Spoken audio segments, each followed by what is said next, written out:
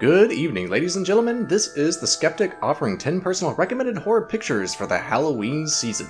This is not a top 10 of best or favorites, just films I'm watching for the holiday that I wanted to share with all of you. So in no particular order, let's begin. SUSPIRIA. This was my channel's first review, and for good reason. This is a captivating, hypnotic experience that plays with colors and building tension that pays off with shocking imagery.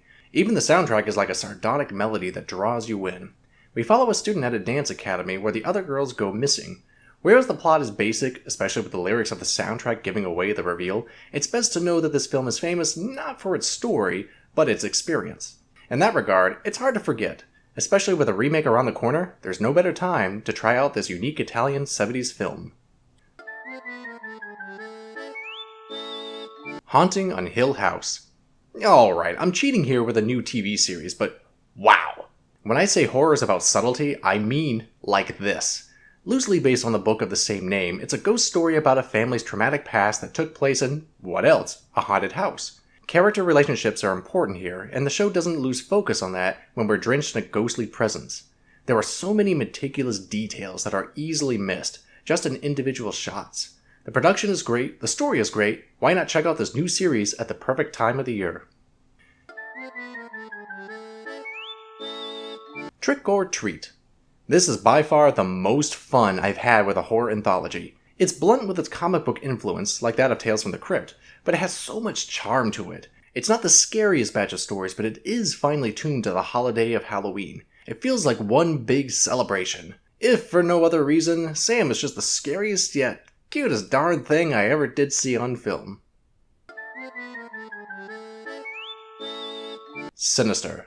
You like mysterious curses through film projectors? Boom. This is an eerie film about a writer investigating the murder of a family only to find the clues to be too close to home. The film is quiet most of the way through, and there's just an unease in the entire way. Surprisingly, the movie never gets too graphic. It just shows enough to make you squirm. Jacob's Ladder.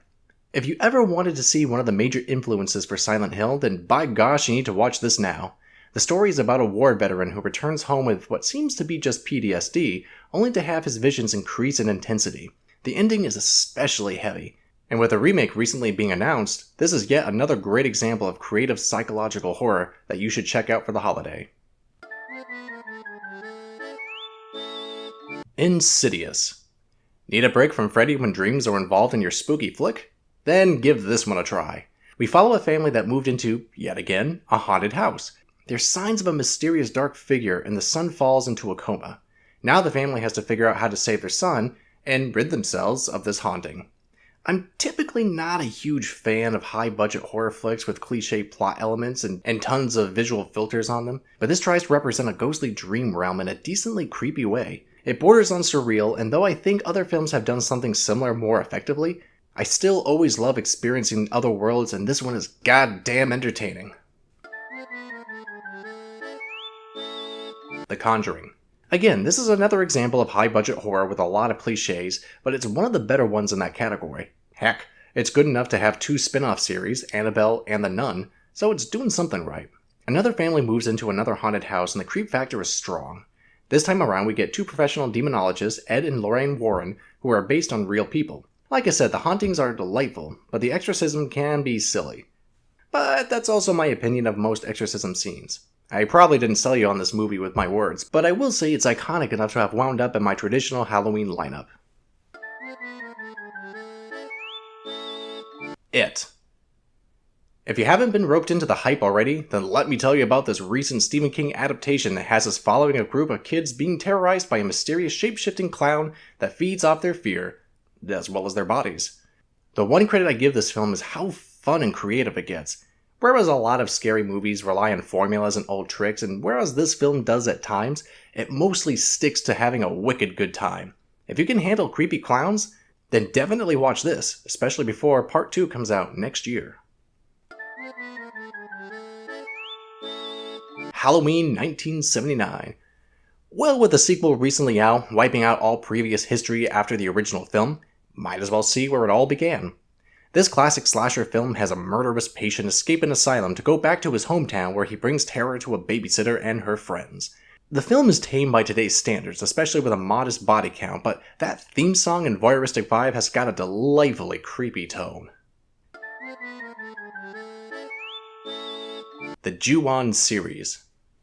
I confess, I haven't watched these films yet.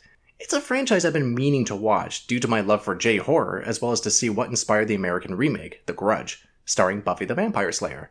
The few scenes I've viewed are all about a slow burn, a dread that resonates throughout the scene. The basic idea is that ghosts are the remaining intense emotions of those who died violently, repeating the cycle, victimizing innocent characters nearby.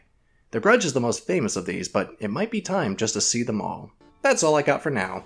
Keep an eye out for more updates and perhaps a review or two. I suppose that is what I do. Thank you all for watching and have a delightfully spooky Halloween.